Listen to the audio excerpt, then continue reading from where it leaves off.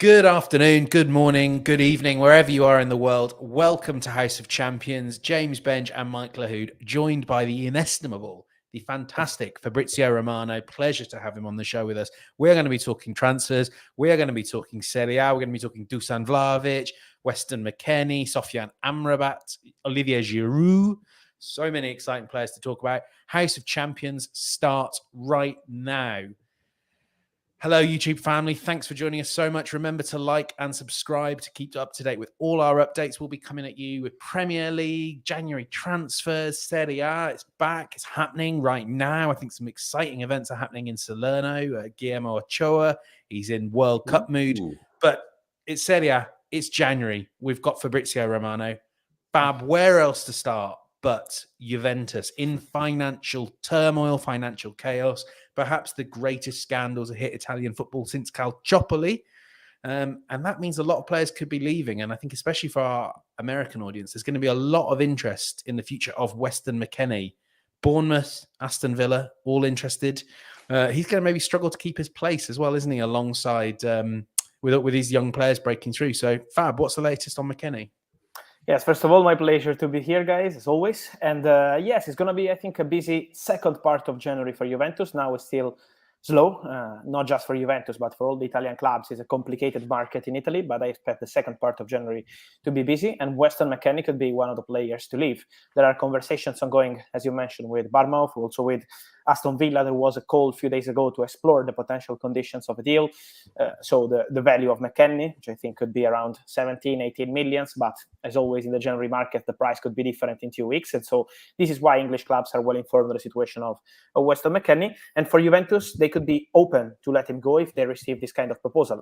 As I mentioned, at the moment are just calls with English clubs and agents proposing the player to understand which one could be the best for Wes McKennie. But as you mentioned, there are many talents at Juventus in that position because Nicolo Fagioli is doing great, Fabio Miretti is doing great, and this is why for them the priority is to go with young players, especially in the second part of the season, and then probably to rebuild the midfield in the summer. Also, Adrien Rabiot is out of contract. We will speak about him. But for McKennie, there is a good chance to leave in January. At the moment, we still can't say where, but it's an open situation. Fab, Juventus they were absolute circus at the start of the season. One player who was scoring the goals for him, then got injured, then fell out of favor and seems to be remaining injured. Serbian striker Dusan Vlahovic. Premier League clubs and other clubs around the world, they've shown interest. But what's the latest with him? Because I think that's going to be a big, big dilemma for them moving forward. Yes, and I think all these rumors we had about Vlahovic, I'm not sure that he's going to leave Juventus in January for two reasons. The first one, as you said, he's already injured. He's injured and he's dealing with his injury. It was October, November. Also, the World Cup, he was injured. He was not fit. He's not 100% fit, I think, since July, August. Then he started to have this kind of problems. And so this is why I don't see clubs now investing on a player who's going to be out. Also, today game with Cremonese, Vlahovic is not going to play. And I think also the next one, he's not going to be fit. So it's a complicated situation from a physical point of view. They have to wait for him. Also, Allegri and the medical staff are waiting to have positive updates, but it's still not time for that. And then the fee, because Juventus 1 year ago invested 80 million euros on Dusan Vlahovic, which is a really big investment on a player. And today, I don't see any club in the world prepared to spend that money in the January transfer window. We had many links with Manchester United, but we know that they're looking for a cheap option, maybe for a loan, not for a deal for 75 or 80 million euros. Otherwise, Cody Gakpo was the option wanted by Erik ten Hag, and they didn't invest on him because they're not going to invest that kind of money on a striker. So at the moment for Vlahovic, I think it's a difficult situation because of the injury, but Juventus will wait for him, and then we will see in the summer if something will change. I'm pretty sure everyone kind of around the world has heard and got a sense of the drama that's happening at Juventus, Agnelli and the entire board leaving, and the finances, the numbers look absolutely terrifying. I think it was 250 million euros lost in their last statement. But I think maybe what's not clear is how much pressure they're under to sell, and whether someone like Vlahovic, maybe in the summer, it would seem.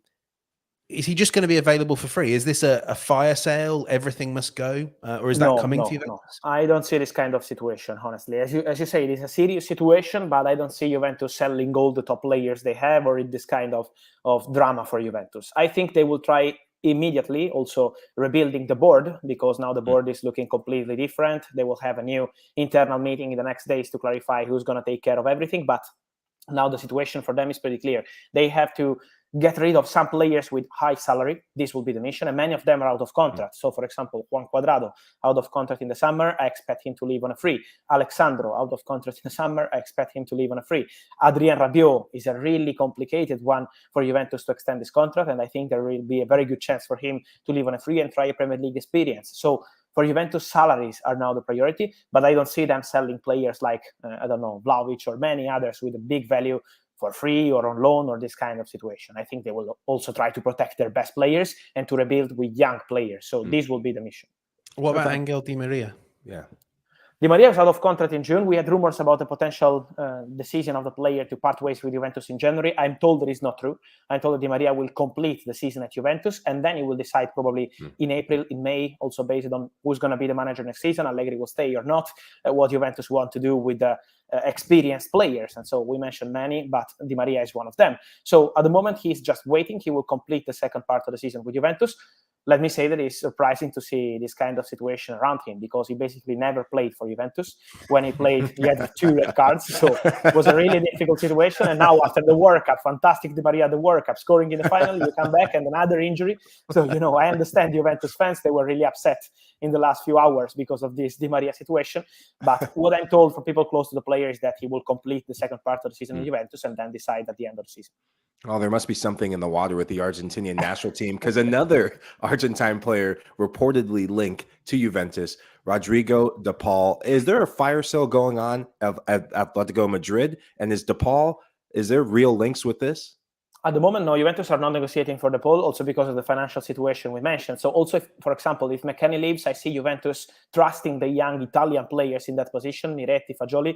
They also have a really interesting one, who is Nicolò Rovella on loan to Monza, who is doing very well. So they have many interesting players in that position.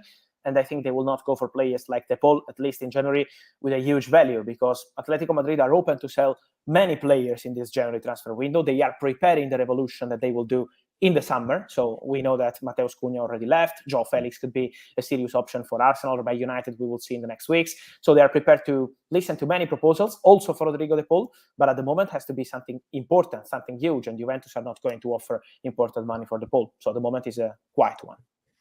I mean, when we talk about Angel Di Maria there, Rodrigo De Paul, star players at the World Cup, but my favourite player at the whole World Cup, Serie A superstar, Sofyan Amrabat, links to Liverpool. I think we know as well that they're looking at Mateus Nunes and, of course, that dream signing Jude Bellingham.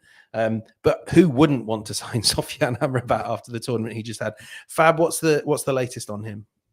At the moment, with these Liverpool links, I'm told that there is still nothing concrete. Fiorentina have received nothing, not even an approach from Liverpool for Sofyan Amrabat. First of all, I agree with you. He's been incredible, not just at the World Cup, but also in the final games he had in the Serie A in November. He's been absolutely incredible. Also in San Siro, playing against Milan, he had an incredible performance, unbelievable. So he's a great player, and I agree with you, it's a big opportunity on the market. But as of now, Liverpool are not in negotiation to sign Sofyan Amrabat, and there is still nothing concrete. We had rumors about Atletico Madrid, and they are one of the clubs interested in Sofyan Amrabat, but depends on the players they will sell in January. So everything at the moment is quiet, also because of Fiorentina. Fiorentina had a conversation with people close to the player, and they were very clear. They want 40 million euros for Amrabat. So after his World Cup, the value is basically more than doubled than before the World Cup, because I think in the summer with 16, 17 million, Amrabat was available, and now it's 40. So, the World Cup effect, but at the moment, the situation is still quiet. I think we have to see this kind of profiles, Amrabat and many others, in the second part of January, when the market also here in Italy will really start. I mean, that's a bargain, 40 million. On the subject of Liverpool midfielders, Peter Stamenkovsky asks, I've seen rumours that Klopp is interested in signing the Napoli midfielder Elmas. Any truth in those, and any other Napoli news? No, at the moment, no. Because, I think Napoli will not touch any single situation, any single player in this January transfer window. They're doing incredible. They've been fantastic in Champions League. They are leading the Serie A, and tonight they have a key game with Inter at San Siro. If they win that game, the feeling is that really it's their big chance to win the Serie A this year. So at the moment, Napoli intention is not to touch any single player. So I think Elmas will stay at least until the end of the season. I don't see Liverpool going for him. And for Napoli, there will be a new signing in the next days, which is going to be a backup right back for Di Lorenzo, who is the starter. But they will sign Berezinski, the Poland right back from Sampdoria. There is an agreement in principle. Today, it was needed by Sampdoria, but starting from tomorrow, the conversations will continue and contracts will be signed. So the next Napoli signing will be Poland international Bartosz Berezinski. Oh, that's quite an exciting little signing there for the potential future Scudetto winners. Right, after the break, Fab and I will be talking Olivier Giroud, AC Milan, Cristiano Ronaldo, and I might have to talk some Mykhailo Mudryk with him as well. You speak about Cristiano Ronaldo, not me. You are the man for Cristiano Ronaldo. No, I'm not. We'll talk to you after the break. Don't stop watching. Christian Pulisic. Outstanding from the American. All skill, all class, and all American at work across the pond. Pulisic finds the net. The UEFA Champions League. Stream Chelsea matches live February on Paramount Plus. Here with Fabrizio Romano, but remember, don't stop watching the world's best soccer. Stream every match of the UEFA Champions League live on Paramount Plus. It's soccer's ultimate annual competition, not for country, but for club. Sign up today and 50% off an entire year using the code ALLYEAR at paramountplus.com/sports. Now, we've been talking about some of the stars of the World Cup, and I don't think many shone brighter than Olivier Giroud, still at 36 or whatever it is. He's doing excellently. From what I understand, he's in talks with Napoli over, not Napoli, but that would be exclusive, with AC Milan over a new contract. But there are links, and there are links that certainly have not been downplayed over a move to Manchester United. Fab, could Giroud be back in the Premier League again? Not in January for sure. Milan can't lose Giroud now. Impossible. No way. They've been very clear in public, in private. Giroud is a key player for them. He's the man who won the Scudetto last year because he made a difference in all the key games with Napoli, with Inter. So Giroud is a really important player with Milan, was a starter today, will be a starter for the whole second part of the season. Also because Divock Origi is injured, Zlatan Ibrahimovic is still injured, and so it will take at least 1 month to see Ibrahimovic back. So Giroud is staying. Giroud is staying. I understand these links because he could be a perfect option for Man United or many other clubs. A cheap option, experienced striker, still scoring a lot of goals as we saw at the World Cup and with Milan in Serie A. But the reality is that he's staying at least until the end of the season. And then Milan are already in advanced conversations with Giroud to extend the contract. They have a new meeting scheduled to have these final details sorted and then to sign the new deal. So I think Giroud is staying in January and not just in January. Yeah, no, I suspect so too. I think he's very happy in Milan, isn't he? Sergio Rico's been linked with a move there. Obviously, Mike Maignan he's still struggling with injury, isn't he? Is he the player that could be filling that void for a while? Yes, he's one of the players they are following, Sergio Rico. The best option for Milan would be Marcos Portiello, who is Atalanta's second goalkeeper. The first one is Juan Musso, and the second is Marcos Portiello. He's out of contract in the summer, and Milan have already an agreement with Portiello to join them in the summer as backup goalkeeper for Mike Maignan, who is, of course, the starter. But as we mentioned, he's injured. Sergio Rico could be an option they are following on loan because now Atalanta don't want to give the players Portiello in January. They just want to let him go on a free in the summer. This is why Milan are exploring some options on the market. Sergio Rico is a possibility. It's not that easy because Paris Saint-Germain will try in this January transfer window to find a solution for Keylor Navas. And if they find a solution for Keylor Navas, they want Sergio Rico to stay as backup option for Donnarumma. So this is why it's a domino of second goalkeepers now on the market. Depends also on Keylor Navas, but Milan are waiting for PSG to decide, and then Sergio Rico is one of the players they have in the list. Oh, one player that Milan waiting for, the star, the main man, the young man, star for club, star for country, future star, Rafael Leao. Love watching this guy play. Love watching him at the World Cup with Portugal. Love watching him even more with AC Milan. What's the latest with his contract talks? Because this is a big player that they have to cement. Yes, he's an incredible player. I agree with you. Fantastic talent. He's always smiling also when he plays. He's incredible. He's different kind of player, really. And now there are negotiations ongoing between Milan and Leao. They've always been stating also in public that, of course, they want to extend this contract. And so they are in negotiations with these agents. There was kind of trouble around Leao between agents, family. So this is why it was not in a situation to discuss in December. But now Milan are back with a new proposal to Rafa Leao. It's around 7 million euros net salary per season. So they're trying to tempt the player with this kind of proposal. The current deal expires in June 2024, so they have to be fast. Otherwise, I think in the summer, if they don't have an agreement with the player, it will be time to sell him. But now Milan are optimistic. Milan are confident. They made an important proposal. They feel the player wants to stay. Also, Sandro Tonali, after today's game, I think Tonali was, together with Leao, the best player on the pitch. Absolutely fantastic performance. And they said, I know that Rafa wants to stay here. He's really happy here. So we are just waiting for him to sign a new deal. So the feeling around the club, around the team, is for Leao to stay. But now it's time to continue with the negotiation. So new bid is on the table, new meetings will take place, and let's see what happens. I mean, 7 million euros is a lot of money unless you are Cristiano Ronaldo, in which case I think it's like a week's wages. I can't do the maths on this anymore. I want to compare notes with you here. He said, I had many opportunities in Europe, Brazil, Australia, US, as many clubs tried to sign me. Obviously, he's unveiled as an Al Nassr player. It sounds a little bit to me like when a 14-year-old boy says, I've got a girlfriend and she goes to school in the next town along. We've heard some talk about MLS, but I have to say I'm a little suspicious about some of this from my reporting. Fab, how much do you think Ronaldo is telling the truth? How much do you think there was sort of conversations, but maybe not offers? And what's your Exactly.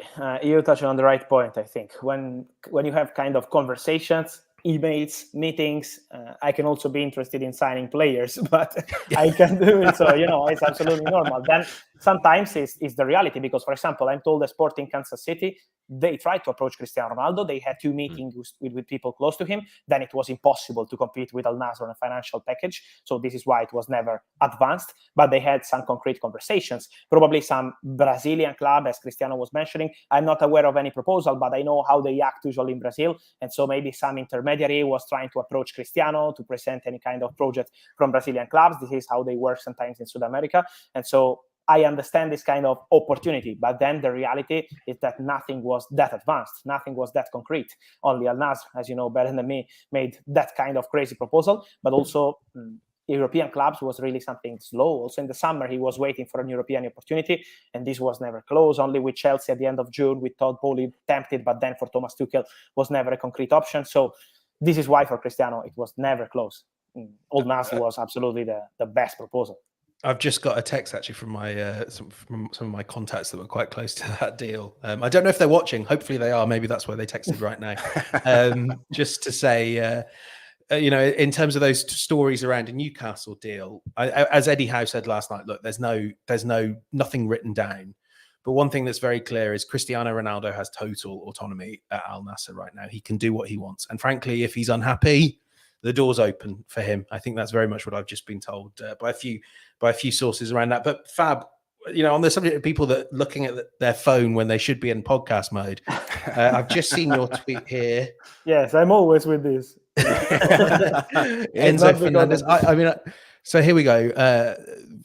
Graham Potter on Enzo and Mudryk. This is live from the press conference, isn't it? We have to deal with all the noise of Chelsea getting linked with everybody. I don't comment on any deal. I hate when managers don't comment on deals because it sounds like this Enzo deal is moving very much in the right direction, isn't it? Yes, but then you have to close the deals, and it's like 2-3 days that they are meeting and discussing on the details. And at the moment, we hear every day it's done. As of now, while we're speaking, it's not done yet, because Chelsea and Benfica also yesterday night have been in really long conversation, long meeting in Portugal, but still no agreement completed. They are in a very advanced deal, but these payment terms are not a detail in this story. It's a really crucial point for Chelsea, also because of the financial fair play issues. So they have to be really careful on all the details of the deal. And at the moment, there is still no full agreement in place with Benfica. Conversations will continue today. On player side, there is no problem. So it's just between the clubs, Benfica and Chelsea. There are conversations ongoing. Let's see if today is the right day. But as of now, it's still not closed yet. It's very advanced, yes, but it's not closed yet. And you know better than me that when it's this kind of big deal, big money, big player, big clubs involved, you have to be careful until the end. I feel like this has been the Argentinian national team transfer talk, because I'm going to go south of the English Channel, south of London, crossing the English Channel to go to Paris. PSG, Lionel Andres Messi, World Cup winner, the GOAT, the People's Champ, Buenos Aires champ. What is the latest with him and PSG? Because, there were talks during the World Cup, after the World Cup, that uncertainty around Messi's future Could he be staying at Parc des Princes? I'm told he will stay, 100%. I'm told that Messi has decided to continue at PSG, and that PSG have absolutely the same idea. Then they have to meet, of course. So there is a formal meeting to do with his agents, with his lawyers, with his father Jorge, who takes care of everything. So we wait for this meeting to take place. I'm told that this will not happen this week. They are not in a rush because Messi wants to stay. PSG want to continue with him. So there is absolutely no rush. They will meet in the next weeks. It will be really relaxed, also because there is a contract in place now, and they know that it will be kind of same contract, the salary, the clauses. So they're preparing everything, but they are on the same vision, on the same way. They want to continue together. And so we wait for this meeting to have all the contracts signed, the official statement of Messi staying. But the reality is that Messi has already decided to stay. His family is very happy in Paris. Also, what we saw today, how they received Leo Messi after the incredible World Cup, was a fantastic image with Luis Campos, the sporting director, who is taking care of everything, who is also pushing to have Leo Messi for at least one more season. The length of the contract, for example, is something that they have to discuss because it will be on Messi. He has to decide if he wants to sign for 1 year or maybe for 2 years or maybe 1 year with an option. So they have to discuss about the details of the contract, but the intention is very clear. Messi will stay. Before we let you go, Fab, there's one topic that everyone in our comment section has been asking about. It is, of course, Watford injury. Oh, no, wait, no, it's not the Watford injury news and when they'll ever get a fit squad, which I'm sure is devastating you right now. Mykhailo Mudryk, second bid gone in from Arsenal. I think we're kind of expecting, I haven't heard official confirmation, but expecting that will be rejected. Interestingly, I hear that Arsenal do have a price that they won't go beyond, and they do have these alternative options. Chelsea now sniffing around. I know you're really well placed on this transfer. So, Fab, what is the latest on Mykhailo Mudryk and his possible move to London?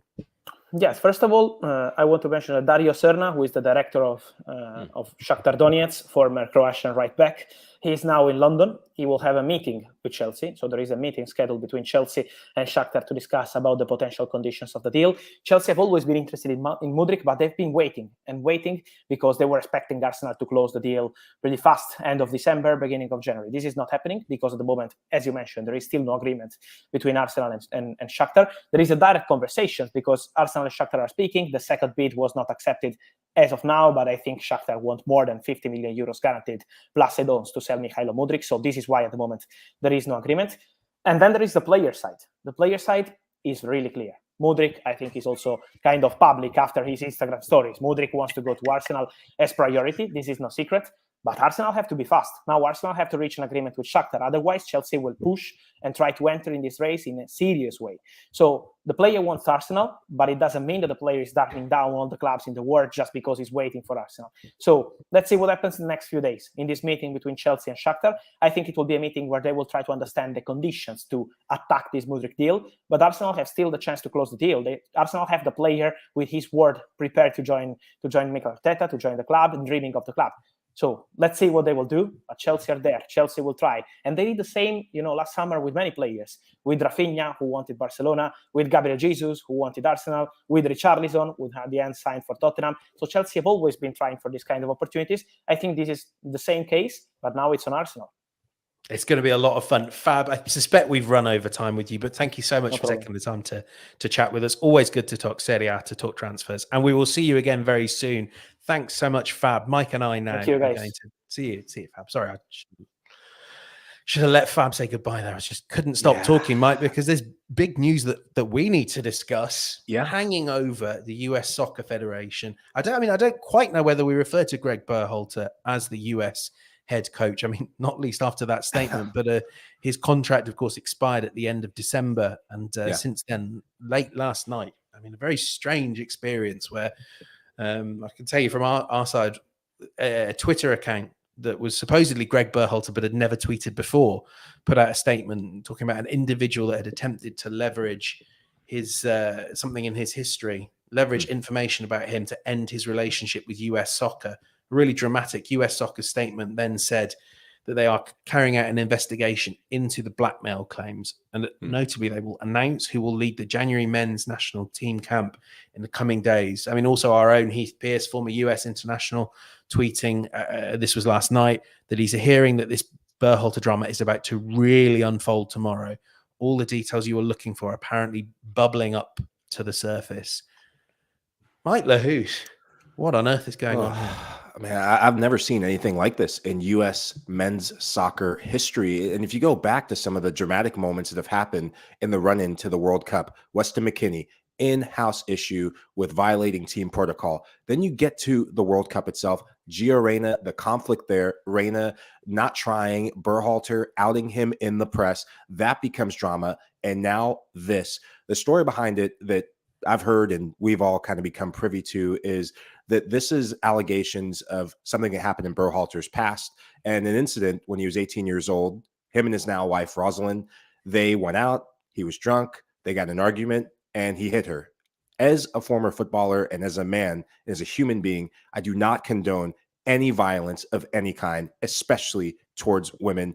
And that part, I definitely just want to air out and say, but I think of Berhalter's family. I think of just the state of affairs. I think of his wife most of all, just to have to resurface this, have to relive this in the public eye. This is a very difficult time for him and his family and a very, very difficult time for U.S. soccer, given the fact that his contract situation is still in limbo. Yeah, I think you've really hit the nail on the head, Mike, there. In that, I mean, I think this is, it's a really important discussion that needs to be had about Berhalter's actions. But right now, I think we are obviously in a position where that cannot be separated by the fact that this information, which is, frankly, I would say is relevant. And I think it's important that US soccer fans kind of understand who the man that leads their nation is. But of course, there are reasons why this information may be made public, and US soccer, Berhalter himself as well, saying that this is not being done because they think it is in the public interest that we know this about Greg Berhalter, but is to leverage the situation, leverage the information for gain. We don't obviously know who, why, and I think kind of until we do know those things, and I think it's very important that those things are made public. It's very hard to understand how to process this information. It sort of feels like, we are in the dark, and until then, it's hard to make these judgments beyond exactly what you said, Mike. That look, this is a dreadful thing that Berhalter did. As he said in his statement, he did it once, and it stays with him, and it is inexcusable, even if you contextualize it as Berhalter did. But as I say, we're really flying blind on this at the moment, and it's strange having these issues clash up against some very real practical concerns. Who leads the US national team? There are friendlies against Serbia and Colombia, I believe. Correct me if I'm wrong, Mike. We're expecting this to mostly be MLS players in January. From a footballing perspective, what do you do about this? Do you need to get someone different in just to take charge of this camp? That's the reports that have been going around, that it may well be that someone else will certainly be in charge for this camp while the US Soccer Federation takes its time to understand what the right steps are. Yeah, I think you need to get an interim coach in. You need to distance the current manager away from the team right now, because this has become a personal in-house family issue. I mean, he's being blackmailed. There's nothing like that. You need to distance that from the U.S. men's national team. You just had a successful, from a footballing standpoint, campaign, given the fact that not many people around the world, and even on this pod, there was only one person who thought that they could get out of the group against England. And you have a young group who are going to have to process this in their own way. And that question, as you talked about, is it brings in question marks around, why do we follow this guy? As a young player, there's lots of things that you start thinking about. And I think that there are interim managers who are available. I think of the likes of a Caleb Porter, former Columbus Crew coach. And I also think of Tab Ramos. Tab Ramos, he coached a lot of these guys with the U20 national team. I think he's coaching in the USL with Hartford Athletic Club. But I would bring one of those two in. They have a good, long-standing relationship with a lot of these guys and in the U.S. youth system. Absolutely. Just remember, for more on this story as it develops, and based on Heath's tweet, based on reporting that's out there, we are expecting developments over the coming hours and days. Remember that you can listen to In Soccer We Trust with Jimmy, Charlie, and Heath. That's 3 p.m. Eastern time tomorrow. That's Thursday. I'm still trying to get back on course with what days are what post-Christmas. Before we go any further as well, as we wrap up this show, just a word of condolence from everyone here at House of Champions to the family of David Gold, the West Ham co-chairman. I know that it was one of the dreams of his life to be involved in West Ham, which he achieved in 2010. And our condolences to everyone at West Ham, great football club. Final thoughts, though, Mike Lahoud, on the on where we are in the Premier League. Maybe your team, Manchester United, had quite a good night last night. I'm so glad. I've been on this pod ranting and just really sometimes depressed. I'm working on that. Now that Ronaldo's gone, though, 4 wins out of 4 matches. Benj, the sun is out. The sun will come out tomorrow. It's coming out every day at Old Trafford. Cannot wait for this team to do the unthinkable, maybe get second. But fingers crossed against City in a few weeks' time. You beat Bournemouth, Chief. Bournemouth are. I mean, I have to say, one thing that really has come out from last night's games, I don't want to waste too many people's time. I know you've got places to be, Mike. But I tell you what, there are 2 really, really, really bad teams in the Premier League, and they are Everton and they are Bournemouth. And if the teams below them, I'm starting to hope that at least 2 teams might sink like stones past us. Big night again in Serie A. You can watch it all on Paramount Plus, and of course in the Premier League. Plenty of big games, including Leeds against West Ham, Aston Villa, Wolves, Crystal Palace, Tottenham, pressure on Antonio Conte. So a full roster of football. I think we're back tomorrow, though, to preview the weekend, the FA Cup. It never stops on House of Champions. Mike Lahoud, thanks so much for joining us. Fabrizio Romano has disappeared off into the ether, but thanks, Fab, as ever, for being a part. And thank you so much for watching. Remember to, if you're enjoying this show, please do take a minute to leave us a rating and review on your favorite podcast platform, whether it's Apple Podcasts, Spotify, Stitcher, your parents' old radio that we're somehow on. Anywhere you listen to podcasts, we're there. We're also available as video on YouTube, much to my chagrin, much to my embarrassment as I have to host.